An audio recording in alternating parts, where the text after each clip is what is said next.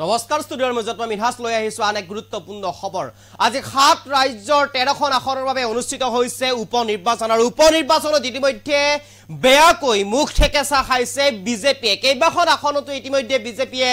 পৰাজয় স্বীকাৰ কৰিবলগীয়া হৈছে আৰু তাৰ বিপৰীতে অন্য দল আগবাঢ়ি গৈছে বিৰোধী দল আগবাঢ়ি গৈছে আৰু উপনিৰ্বাচন অৰ্থাৎ 7খন ৰাজ্যৰ 13খন আসনৰ বাবে যি উপনিৰ্বাচন অনুষ্ঠিত হৈছে লক্ষণীয়ভাৱে পঞ্জাবৰ জলন্ধৰ সমষ্টিত ইতিমধ্যে জয়ী সাব্যস্ত হৈছে বিজেপিৰ প্ৰাৰ্থী ঘৰুৱাই আপৰ প্ৰাৰ্থী আৰু কেইবা হাজাৰ ভোটৰ বিপৰীতে ইতিমধ্যে হেগ হাঁহি ব্ৰিঙিবলৈ সক্ষম হৈছে আপৰ প্ৰাৰ্থীগৰাকী আৰু বিজেপিৰ প্ৰাৰ্থীগৰাকীয়ে ইতিমধ্যে পঞ্জাবৰ জলন্ধৰ সমষ্টিত বেয়াকৈ মুখ ঠেকেচা খাইছে এক প্ৰকাৰ যেন 7খন ৰাজ্যৰ 13খন আসনৰ বাবে অনুষ্ঠিত হোৱা উপনিৰ্বাচনত বিজেপিয়ে বেয়াকৈ পৰাস্ত হ'ব লগা হৈছে বিজেপিৰ বিপৰ্যয় হৈছে এতিয়া 7খন ৰাজ্যৰ 13খন আসনত ইতিমধ্যে কেইবাটাও বিৰোধী দলে আগবাঢ়ি গৈছে কেইবাটাও বিৰোধী দলে আসন কাঢ়ি আনিবলৈ সক্ষম হৈছে বিপৰীতে বিজেপিৰ এক বেয়াকৈ শোচনীয় পৰাজয় সৃষ্টি হৈছে আৰু এই মুহূৰ্তত সবিশেষ আপোনালোকৰ বাবে উপনিৰ্বাচনত বিজেপিৰ মুখ ঠেকেচা 7 ৰাজ্যৰ 13খন আসনৰ বাবে অনুষ্ঠিত হৈছিল উপনিৰ্বাচন আৰু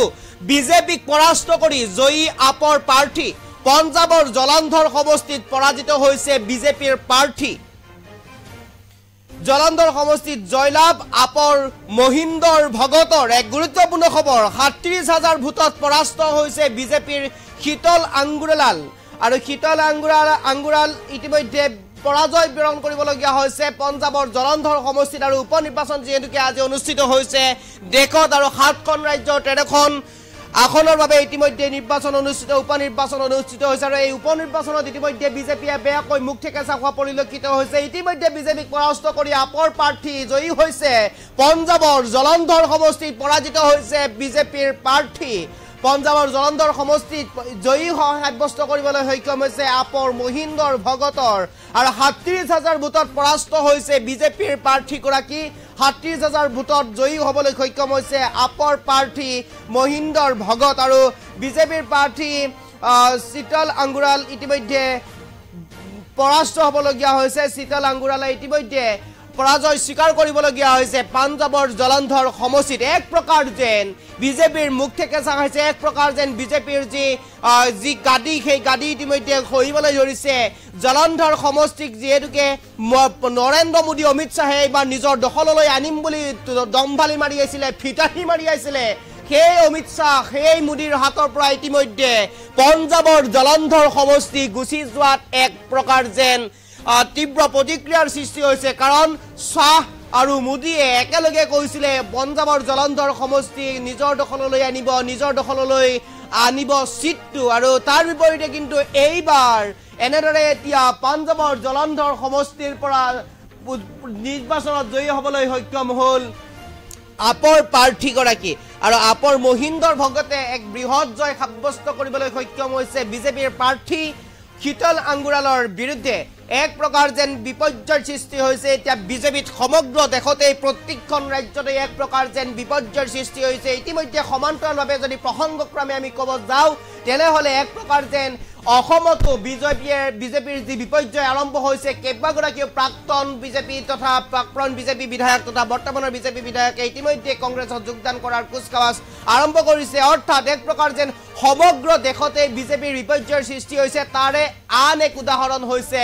এইবাৰৰ উপনিৰ্বাচন আৰু এই উপনিৰ্বাচনত এক প্ৰকাৰ যেন বিজেপিয়ে মুখ ঠেকেচা খাইছে আৰু এক প্ৰকাৰ যেন বিজেপিয়ে নিজৰ আসন হেৰুৱাব লগা হৈছে জনতাই বুজি উঠিছে সকলো কথা যাৰ বাবে এনেদৰে এতিয়া বিজেপিৰ পৰা ফালৰি কাটি আহিছে আৰু অন্য দলৰ প্ৰাৰ্থীক জয়ী কৰোৱাবলৈ যৎপৰোনাস্তি চেষ্টা কৰিছে আমি ইতিমধ্যে জনাই গৈছিলোঁ কিছু সময় পূৰ্বে 13খন আসনৰ বাবে 13খন আসনৰ 11খনতেই ইণ্ডি মহাজোঁটৰ অগ্ৰগতি খুব লক্ষণীয়ভাৱে আগবাঢ়ি আছিলে 13খন আসনৰ 11খন আসনতেই মাত্ৰ 2খন আসনতে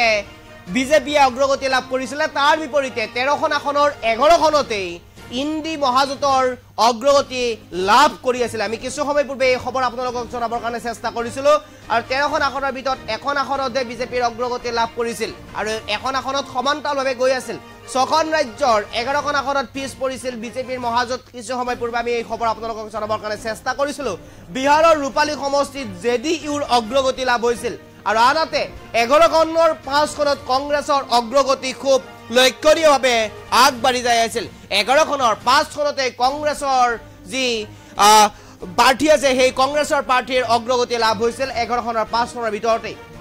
তাৰ ভিতৰত যদি চাব যাওঁ ইন্দি মহাজোঁটৰ 4খনক অগ্ৰগতি লাভ কৰিছিল টিএমচিয়ে কিছু সময় পূৰ্বে আমি এই তথ্য আপোনালোকক জনাবৰ কাৰণে চেষ্টা কৰিছিলোঁ 4খনত টিএমচিৰ অগ্ৰগতি হৈছিল আৰু এখনত আপৰ অগ্ৰগতি আৰু তামিলনাডুত অগ্ৰগতি লাভ কৰিছিল ডিএমকেৰ আৰু এই মুহূৰ্তত আমি জনাবলৈ চেষ্টা কৰিছোঁ এইবাৰ পঞ্জাবৰ জলন্ধৰ সমষ্টি গুচি গৈছে এই মুহূৰ্তত আপৰ হাতলৈ আপৰ প্ৰাৰ্থীগৰাকীয়ে মহিন্দৰ ভগতে ইতিমধ্যে জয় সাব্যস্ত কৰিবলৈ সক্ষম হৈছে শেষ হাঁহি মাৰিবলৈ সক্ষম হৈছে বিজেপিৰ প্ৰাৰ্থীগৰাকীক জয় হৰুৱাইছে বিজেপিৰ প্ৰাৰ্থীগৰাকীক ইতিমধ্যে পৰাস্ত কৰি জয়ী সাব্যস্ত কৰিছে বা জয়ী হ'বলৈ সক্ষম হৈছে পঞ্জাবৰ জলন্ধৰ সমষ্টিৰ পৰা কংগ্ৰেছৰ আপৰ প্ৰাৰ্থী মহিন্দৰ ভগত আৰু এই মুহূৰ্তত সবতকৈ গুৰুত্বপূৰ্ণ খবৰটো যে মহিন্দৰ ভগতে ৩৭,৩২৫টা ভোটত জয়লাভ কৰিবলৈ সক্ষম হৈছে বিজেপিৰ প্ৰাৰ্থীগৰাকীক হেৰুৱাই আৰু বিজেপিৰ প্ৰাৰ্থীগৰাকীয়ে মাত্ৰ ১৭,৯২১টা ভোট লাভ কৰিবলৈ সক্ষম হৈছে আৰু শীতল আংগুৰালে ভাৰতীয় জনতা পাৰ্টিৰ যিগৰাকী শীতল আংগুৰালে ইতিমধ্যে পৰাস্ত হৈছে পৰাজয় স্বীকাৰ কৰিবলগীয়া হৈছে ভাৰতীয় জনতা পাৰ্টিৰ পৰা প্ৰতিদ্বন্দ্বিতা আগবঢ়াইছিলে পঞ্জাবৰ জলন্ধৰ সমষ্টিত আৰু এইগৰাকী হৈছে আপৰ প্ৰাৰ্থী মহিন্দৰ ভগত আৰু মহিন্দৰ ভগতে আম আদমি পাৰ্টিৰ পৰা প্ৰতিদ্বন্দ্বিতা আগবঢ়াইছিলে পঞ্জাবৰ জলন্ধৰ সমষ্টিৰ পৰা আৰু সেইগৰাকী মহিন্দৰ ভগতে শেষ হাঁহি মাৰিবলৈ সক্ষম হৈছে ৩৭,৩২৫টা ভোটত জয়লাভ কৰি আৰু এই মুহূৰ্তত লৈ আহিছে গুৰুত্বপূৰ্ণ খবৰটো এনিডক্সৰ দৰ্শকৰ বাবে